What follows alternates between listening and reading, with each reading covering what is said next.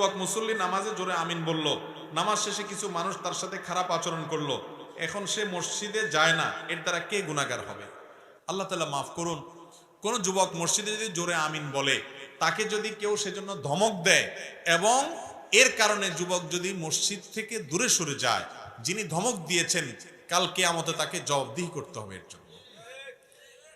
নবী করিম সাল্লাল্লাহু আলাইহি ওয়াসাল্লাম তার থেকে নামাজে সূরা ফাতিহার পরে জোরে আমিন বলাটাও বিশুদ্ধ হাদিস দ্বারা প্রমাণিত, আস্তে আমিন বলাটাও নবী করিম সাল্লাল্লাহু আলাইহি ওয়াসাল্লাম থেকে প্রমাণিত। তো কেউ জোরে আমিন বলার উপরে যদি আমল করে, সেই মর্মে হাদিস আছে, একটা হাদিসের উপর আমল করেছে সেই লোক, সে জোরে আমিন বলাতে হয়তো আপনার অ্যাটেনশন, আপনার অভ্যস্ত না জোরে আমিন শুনতে, আপনার হঠাৎ করে মনোযোগে ব্যাঘাত হয়েছে বা আপনার অসুবিধা ফিল হয়েছে, সেজন্য আপনি তাকে ধমক দিতে পারেন না। সে একটা হাদিসের উপর আমল করেছে, তাকে বের করে দিতে পারেন না। আবার একইভাবে যিনি জোরে আমিন বলছেন তিনি যদি মনে করেন যে আস্তে আমিন বললে নামাজ হবে না, ভুল, কারণ আস্তে আমিন বলার কথাও হাদিসে আছে।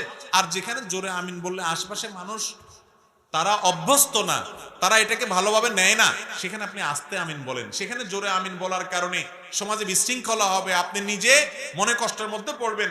নিজেকে মনে কষ্টর মধ্যে এভাবে ফেলার কোনো বিশেষ গুরুত্ব, বিশেষ প্রয়োজন নাই, অন্তত এরকম যেখানে এটার কারণে ঝামেলা তৈরি হবে সেই জায়গায়। কথা কি বুঝাতে পারছি?